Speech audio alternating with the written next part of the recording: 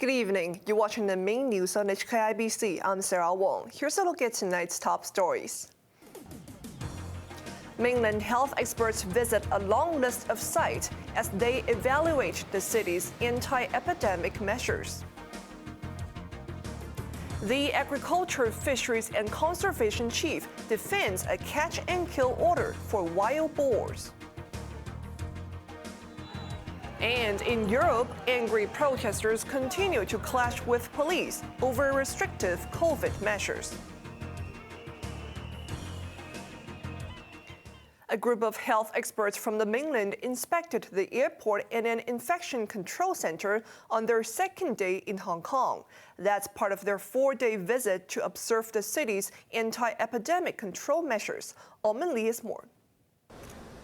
The mainland experts started their day bright and early, departing from their Wan Chai hotel at around 8 o'clock this morning. Their first stop was a field visit to the airport, where they were greeted by Health Chief Sophia Chan, Under Secretary Che Tak-yi, and Dr. Chuang Shuk-kwan from the Center for Health Protection.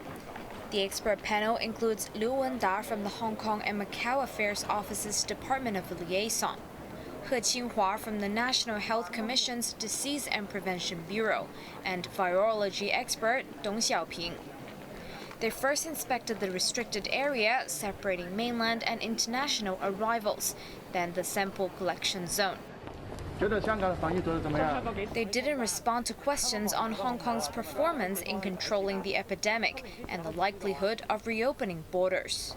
They also toured the arrival hall, where they learned of crowd control and social distancing measures. They then went to the infection control center at North Lantau Hospital. Just like everyone else, they had to go through temperature checks and use the Leave Home Safe app upon entry. Their afternoon schedule took them to the Hong Kong-Zhuhai-Macau Bridge, the Penny's Bay Quarantine Center, and a community center in Kai Tak used for contact tracing. For months, the Hong Kong government has been trying to restart quarantine-free border crossing with the mainland. Earlier, National People's Congress Standing Committee member Tam Yu Chung said he expects this may happen very soon if the local government takes up suggestions from the visiting experts. Amelie, HKIBC. Police sealed off a residential building in Discovery Bay tonight. Jovial Court of Peninsula Village was put into lockdown at around 7:40 p.m. This after a 23-year-old man arriving from the United States yesterday tested preliminary positive for COVID-19. He carries the L452R variant.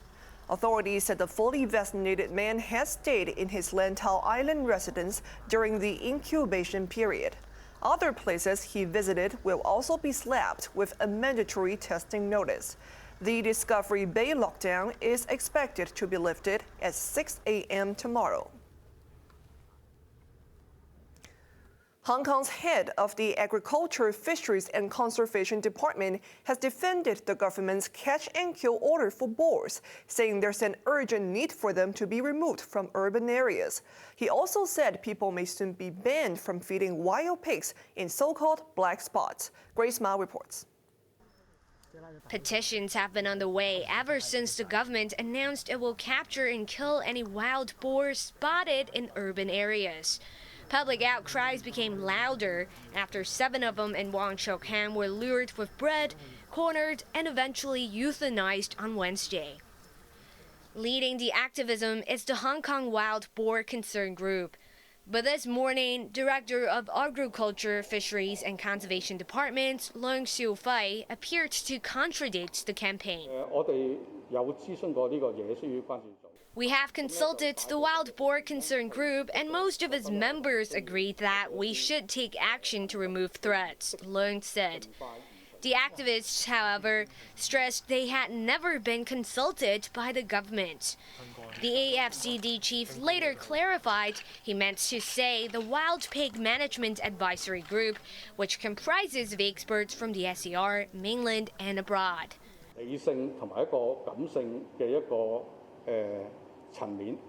Leung said he understands Hong Kongers might find the culling disturbing, but there should be a balance between sense and sensibility. The catch and kill tactic is justified when there's nothing else the government can do to counter the speed in which they breed, he said. The boars can give birth to up to 9 piglets twice a year, and complaints have been on the rise. Boars in the countryside will not be disturbed. Only those who roam into the city will be dealt with, Lun assured. This change in tactic will first target 60 black spots where boars frequent.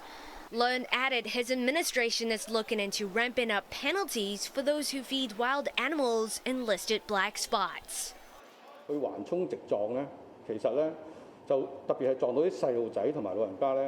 Echoing what Chief Executive Carrie Lam said earlier, Lun warned the boars might knock down children and the elderly when they scramble around in urban areas, even if they are not aggressive. Animal welfare organization SPCA, meanwhile, reiterated a demand for the government to maintain the old method of neutering and contraception instead of culling. Grace Ma, HKIBC. The University of Hong Kong's Dean of Medicine, Gabriel Leung, has resigned. He will step down at the end of this academic term after nearly 2 decades as an instructor at the institution. Leung, who is also a government advisor on COVID, will become the executive director of charities and community at the Hong Kong Jockey Club in July next year. He previously held the positions of Undersecretary for Food and Health and Director of the Chief Executive's Office. The university will start a global search for his successor. The government is considering asking some social workers in the city to pledge allegiance to the SAR. Otherwise, they may face deregistration. Meanwhile, Finance Chief Paul Chan said there has been favorable response to the government's green bonds sale. And Lau has more. Hong Kong government officials were busy updating their blogs again this weekend. First up was Labour Chief Law Chi Kwong. In a post titled "Safeguarding National Security is part of our ongoing work," the government officials said authorities are considering amending laws so that all members of the Social Workers Registration Board will be required to pledge allegiance to the SAR. He said people should not mistake the board for a labor union, when in fact, the SWRB's job is to accredit and regulate social workers and protect public interest. Members of the board hold a kind of public power, which makes them similar to public officers. Therefore, they should also be bound by aspects of the national security law related to civil servants. Meanwhile, Finance Chief Paul Chan said the government received a positive response for selling its $3 billion green bonds last week. Looking forward, SAR authorities will also issue renminbi green bonds on top of euro bonds and dollar-denominated debt. This, he said, will help sharpen the city's edge as a renminbi offshore hub and green financial center. And HKIBC. Overseas, China has unilaterally downgraded its diplomatic relations with Lithuania to sachet d'affaires. Lithuania angered Beijing after it agreed to let Taipei open a representative office there using the name Taiwan. China protested against the move again today, saying the Baltic nation ignored Beijing's warning. The mainland said there's only one China in the world, with the People's Republic of China as its only legitimate government. It added Taiwan is part of China.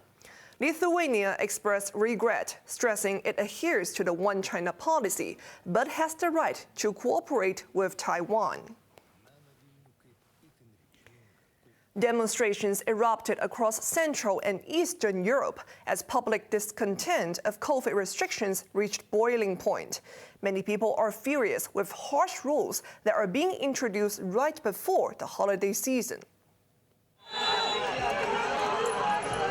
The streets of Austrian capital Vienna became a battleground when demonstrations against COVID restrictions took an ugly turn. Some protesters hurled objects at police as they demanded for a vaccine mandate to be lifted and an imminent nationwide lockdown to be repealed. Officers used pepper spray to disperse the crowds, and several arrests were made. Earlier in the day, tens of thousands of people had stormed the streets in a show of defiance, waving Austrian flags and chanting slogans.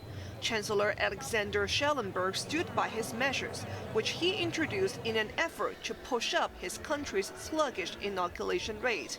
He apologized to those who have already gotten their jabs, but he insisted the drastic move is needed to save hospitals from becoming overwhelmed. There were similar scenes elsewhere in Europe as restriction rollouts just before the holiday season drew public outrage. In the Netherlands, protesters continue to take to the streets of Amsterdam, a day after riot police in Rotterdam opened fire at a violent crowd. I think it's very important that vaccinated and non-vaccinated, they have to make friendship again. They have to keep together. They don't have to fight with each other. We have to come out of here together. And for this, it's important to keep the peace. Maskless crowds were also seen marching in Croatia and North Macedonia, where inoculation rates sit below 60%.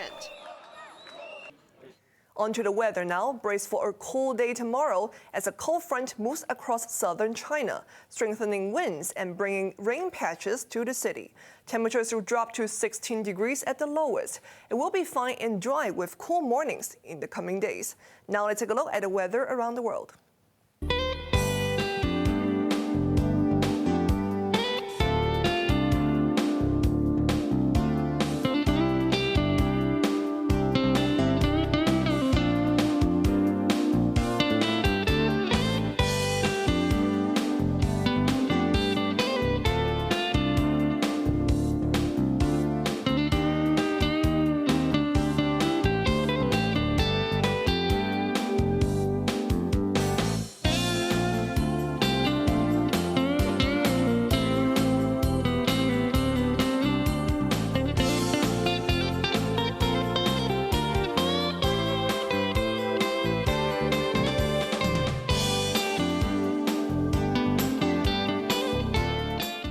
That's our main news for Sunday night. Join us for more news at 10. I'm Sarah Wong. Thanks for watching. Good night.